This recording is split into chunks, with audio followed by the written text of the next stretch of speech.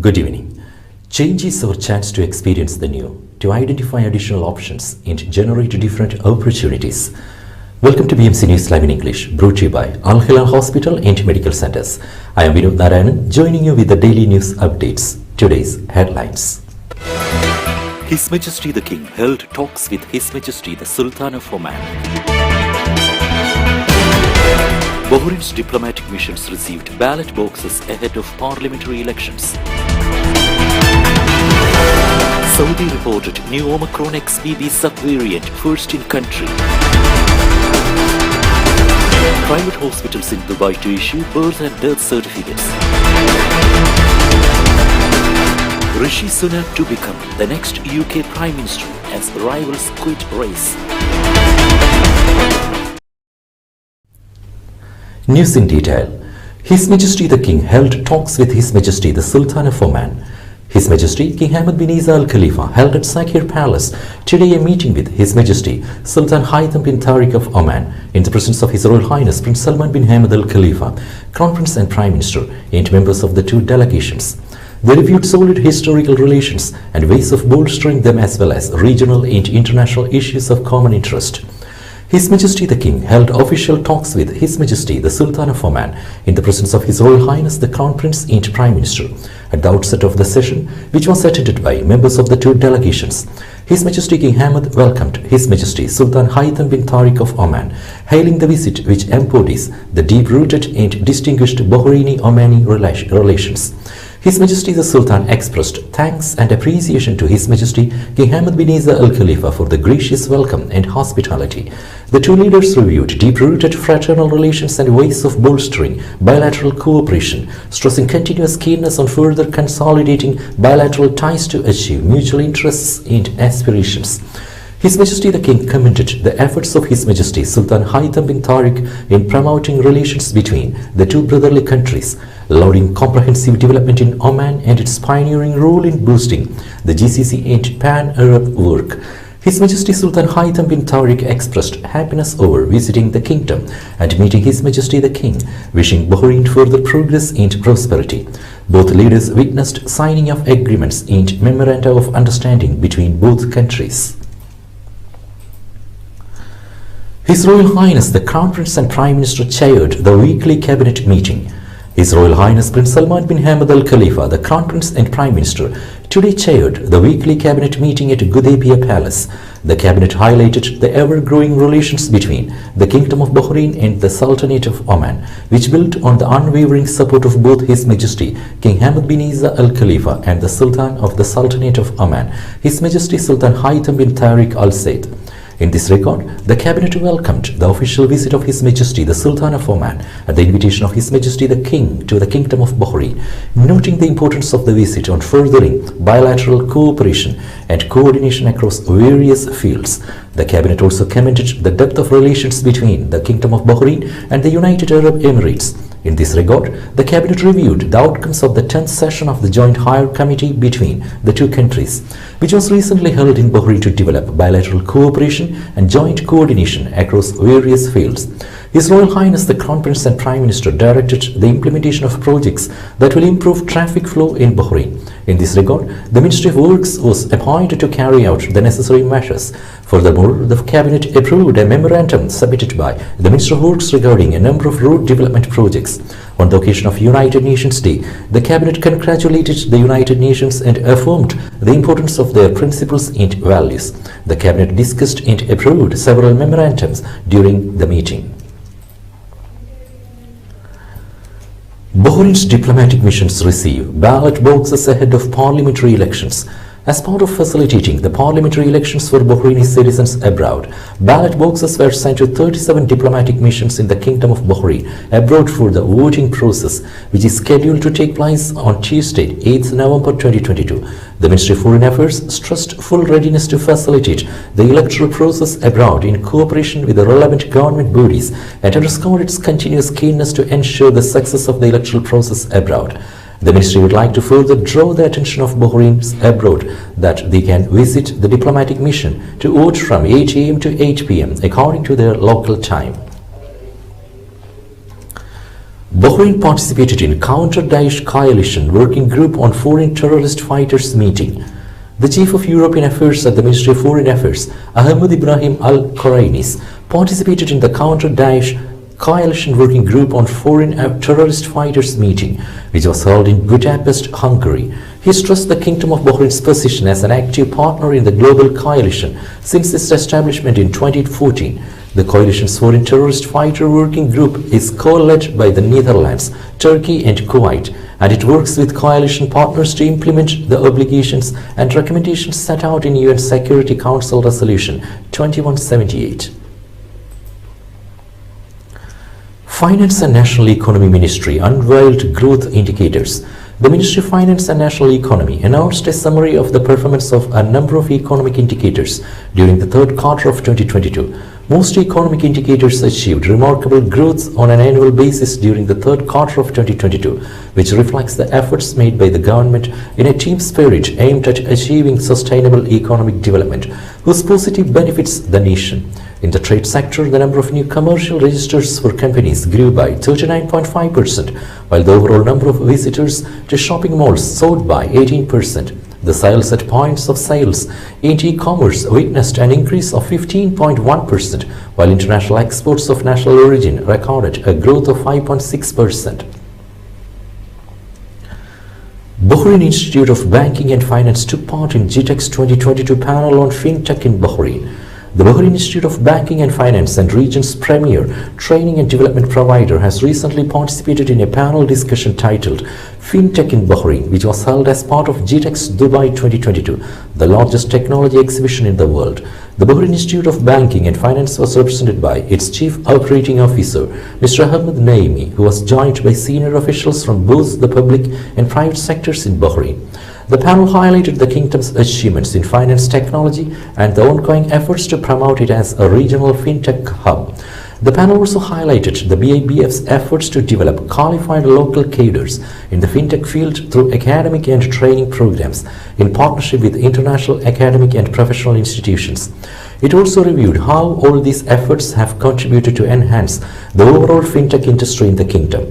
During the panel, Mr. Naimi focused on the impact that educational institutions have had on digital transformation and financial technology, noting that the past few years witnessed a major technological revolution that has disrupted the banking and finance sector. He stressed on the Institute's proactive approaches towards responding to these changes, though providing the sector with skilled human capital in this field. Bahrain won Malaysia's 62nd International Quran Competition. The Kingdom of Bahrain ranked first in Malaysia's 62nd International Quran Competition in Kuala Lumpur. Justice, Islamic Affairs and Endowments Minister Nawaf bin Muhammad Al Mauda congratulated His Majesty King Hamad bin Isa Al Khalifa and His Royal Highness Prince Salman bin Hamad Al Khalifa, the Crown Prince and Prime Minister, on the achievement. The minister praised the outstanding performance of the contestant Muhammad Samir Mujahid, who ranked first in the recital branch of the competition. More than 41 contestants representing more than 31 countries took part in the competition. Mujahid, a student at the Sheikh Isa bin Ali Al Khalifa Center for the Teaching of the Holy Quran, represented Bahrain in a number of international competitions and achieved advanced positions. BDF carries out emergency plan exercise in preparation for the Bahrain International Air Show 2022. Bahrain Defence Force will carry out on Wednesday a joint field exercise of the emergency plan in preparation for the Bahrain International Air Show 2022 at the Sakhir Air Base. In addition to the routes leading to and from the military hospital, the exercise will be from 9 a.m. to 9 p.m. The exercise will be from 9 a.m. to 4 p.m. The Ministry of Interior, the National Guard, the Ministry of Health, Civil Aviation Affairs and the Bahrain Airport Company will participate in the exercise. The exercise aims at coordinating and preparing in advance with the various authorities to face any emergency or evacuation of the injured to the military hospital. The BDF said it is keen to conduct such exercises for their importance in raising the level of readiness and coordination. Today's COVID updates. Updates brought to you by Al Hilal Hospital and Medical Centers.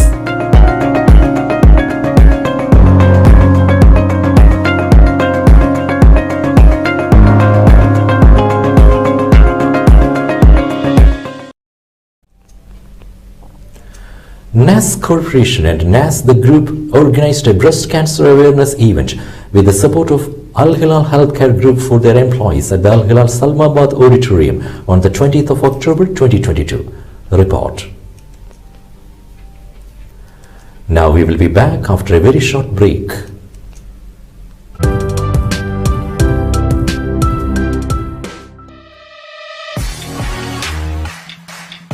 The exclusive franchisee of Cochin Kala Bhavan in Bahrain, with over a decade of existence in Bahrain. Exclusive online regular classes have started for classical dances, music vocal, instrumental music, cinematic dance, Kathak, Zumba body fitness, karate and yoga, drawing, arts and craft, children's theatre. For more information, please call 3909 6845 3909 4806 3885 2397 or visit www.bahrainmediacity.com.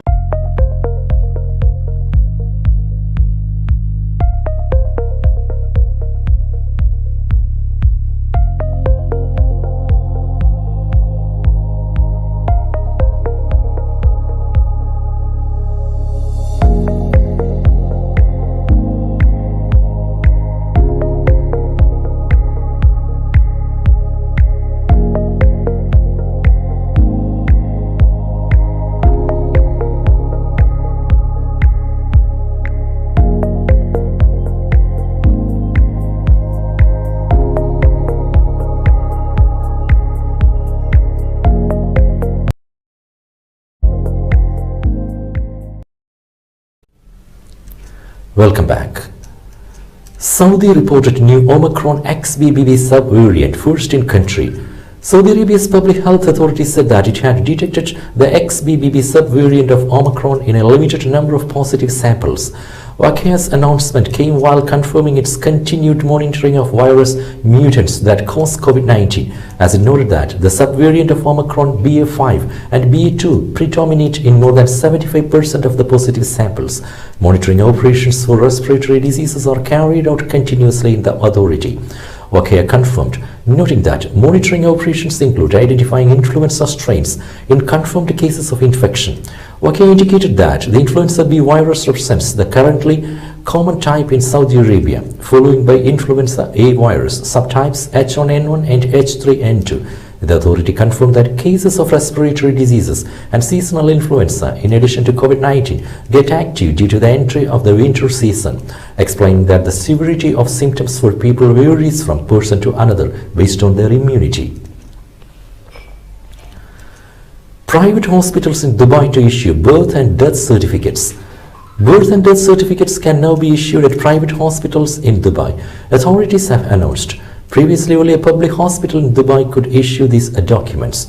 The Dubai Health Authority said HMS Merdif Hospital and Medcare Hospital for Women and Children can currently provide this service. In the future, other private sector hospitals will be able to offer it in phases. Additionally, the DH's Customer Happiness Center in Al Jidaf is offering the service to residents. The document will be provided as an e-certificate and a physical one. Al-Karama and Al-Rashidia Medical Fitness Centers will no longer issue the documents as the service has been extended across hospitals. By early 2023, more hospitals will provide the service once the DHA reviews the procedures and processes to ensure that they are aligned with the protocols. Kuwait declared holiday for public and private schools. The Ministry of Education in Kuwait has declared a holiday today, 24 October, due to the partial solar eclipse which was visible from the UAE as well. A partial solar eclipse was a rare event that occurred when the moon came between the sun and earth. As the name suggests, the moon only partially covered the sun's disk. Kuwait State News Agency reported that the holiday applies to students only. In a statement released on Monday, it was said that the decision was made in view of the partial solar eclipse said to happen today 1:20 p.m. in Kuwait in order to ensure the safety of the students. School shooting in United States left 3 dead, including suspect. A 19-year-old gunman opened fire at a high school in St. Louis, Missouri on Monday, killing 2 people and injuring 7 others before officers fatally shot the suspect, the city's police commissioner said. No motive for the gun violence was immediately apparent, but Police Commissioner Mike Sack told an early evening news conference the assailant may have suffered from mental illness. Students fleeing from the Central Visual and Performing Arts High School as police arrived on the scene told officers the shooter was armed with a rifle, Sack said. Police exchanged gunfire with the suspect after storming the school, and he was shot dead, ending the rampage about 15 minutes after the first calls for help came in at about 9:10 a.m.